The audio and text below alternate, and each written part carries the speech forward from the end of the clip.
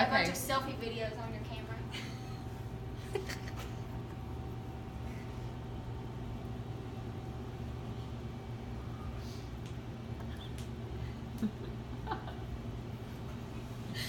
Okay, so basically what we're going to be talking about today is social media. How many times a day do you walk by or you're driving in your car and you see somebody on their phone? It's become a very big part of our everyday lives. Social media, our phones, any type of computer, Facebook, Twitter, Instagram, Snapchat. Literally was driving down the road the other day and saw somebody Snapchatting on the interstate. Wonder about people sometimes. But actually, according to recent studies, they have forced us to ask the question, is it really as bad as we're making it out to be?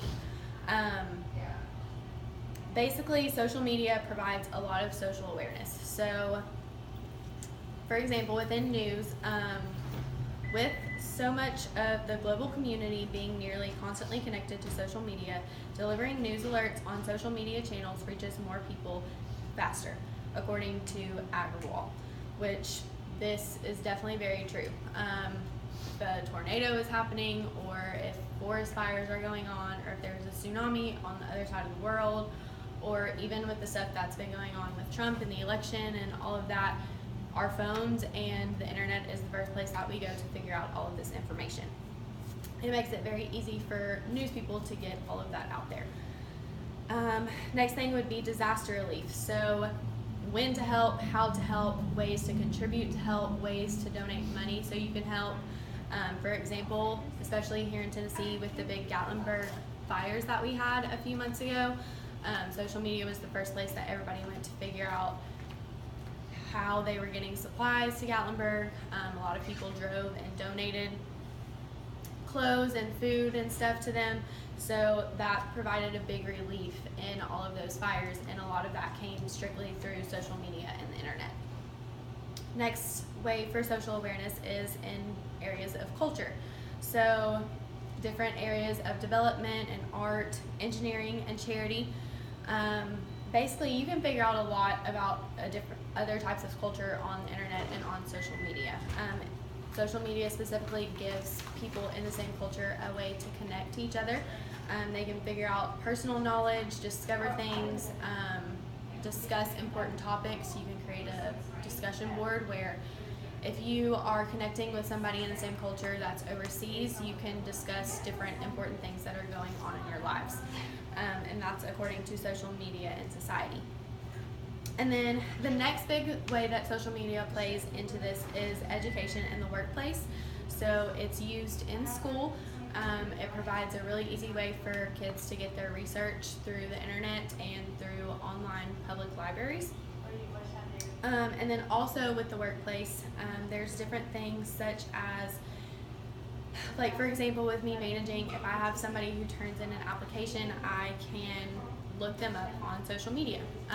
You can take your phone out right now and Google me and find out just about everything that you would want to know about me, pretty much. People that are hiring people use that every day, and that's a big tool that they use to look at their potential new employees. Facebook, a search post on Google, LinkedIn is a big thing that people use for job opportunities. It's a good way to look at internships and look at possible openings for jobs that you're looking for. The next big area that social media plays a big part in is the market. One of the big things that's going on Instagram, Twitter, and Facebook right now is different advertising. So to show you an example, just earlier I was scrolling through my feed and found an ad on Instagram for Red's Apple Ale. So you can see that's something that they put in my feed as an advertisement. Literally, I didn't even get 2 pictures down and that popped up on my thing. This kind of ties into brand engagement. So according to SL Rupert, ad revenue will reach $11 billion by 2017. That has to do with different, like if you post a thing on Facebook, a company can somehow track that and find and message you back and offer you like a coupon or something like that. They can also do that from mentions and tweets and things that you've liked on Instagram. This also allows a big opportunity for different target markets. So instead of just focusing on one demographic, they can now open it to all sorts of demographics just by being on social media. They can reach a lot more. The next big part of social media would be overall networking. So just working with different businesses, it gives you a lot easier way to connect between business to business or company to company. It connects friends, family, and you can even meet new people. Tinder is a big thing right now for dating websites. I keep in connect with a lot of my family over Facebook because I don't get to see them very often. And then two, just keeping up with your friends as well. It also keeps the generations connected.